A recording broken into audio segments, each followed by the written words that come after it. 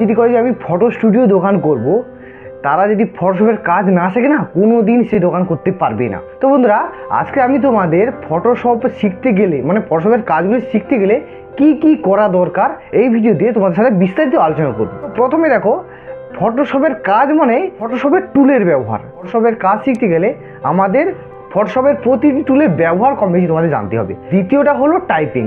দেখো, আমি ফটোশপে কাজ করছি কিন্তু আমি টাইপিং করতে জানি না, এটা কোনদিন হয় যে আমাদের প্রথমে টাইপিং শিখতে হবে? এইটা না, টাইপিং শিখলে আমি কী করে আমি এটা লিখব? যতটা সময় দেবে এখানে তত অভিজ্ঞতা তোমার বাড়বে। একটা জিনিসের প্রতি যত সময় দেবে সেই জিনিসটা আরও নিখুঁতভাবে শিখবে। যারা কাজ জানে তাদের কাছ থেকে যদি তুমি কিছু কাজ শিখে নিতে পারো, আরও খুব সুবিধা হয়। তাছাড়া ইউটিউব বা এসব ফেসবুক আছে, গাইডলাইন আছে, তো এগুলো দিয়ে তোমরা কাজ চালিয়ে নিতে পারবে। দেখো, বর্তমানে সোশ্যাল মিডিয়ায় সমস্ত ধরনের জিনিসের ভিডিও পাওয়া যায়। মানে তুমি ফটোশপের কাজ শিখবে বা ফটো বানাই শিখবে বা কি করতে চাইছো, সমস্ত জিনিসের ভিডিও তুমি সোশ্যাল মিডিয়াতে পাবে। এই ইউটিউব, ফেসবুক, ইনস্টাগ্রাম, টুইটার, বিভিন্ন জায়গায় তুমি পাবে।